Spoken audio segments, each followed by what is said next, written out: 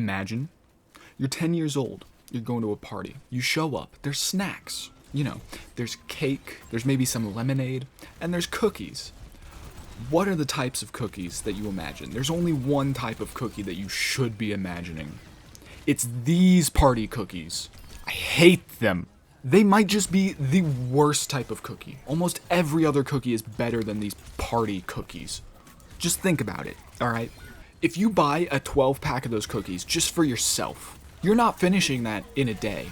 Any other type of cookie, any other type of 12-pack of cookies that you could buy, you could probably finish that in 2 hours. If you wanted to, you could. Those not happen. Just not happening. So now you're at this party, and they say, oh, we got cookies, you're excited, you go look, and then you realize, oh, I'm having 2 cookies max, right? Because nobody's eating more than 2 of these, unless, I guess, if you're fat, you could have 3. And you know the reason for these cookies being so hard to down? The only thing good about them, the only thing, is the frosting. Nobody's gonna disagree with me on that, because we all know that those cookies are made up of 3 things. Sprinkles right on top. Frosting right under that. So far, so good. And then the bottom layer. The main bit, the meat of the cookie, is actually fucking cardboard. There was no cookie dough involved in making these 12 packs of party shit. It was just cardboard. The exact same shit Amazon uses on a daily basis and fills the entire ocean and makes their own pedophile island out of it. The kind of island that makes Taylor Swift's jet fuel emissions look minuscule, and the kind of island that Epstein would be proud of. There's probably plenty of Minecraft YouTubers that would want to show up there. And you know what? They can be the sprinkles. Now all you need is fucking frosting, and you have another party cookie.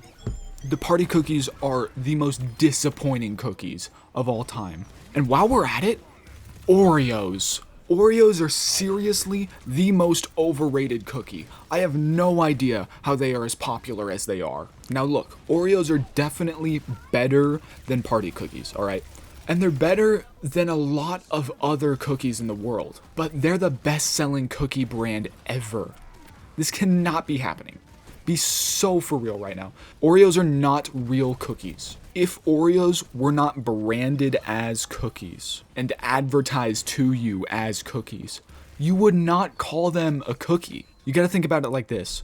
When you're eating an Oreo, there are people who only eat the frosting. 1 in 10 people like the chocolate.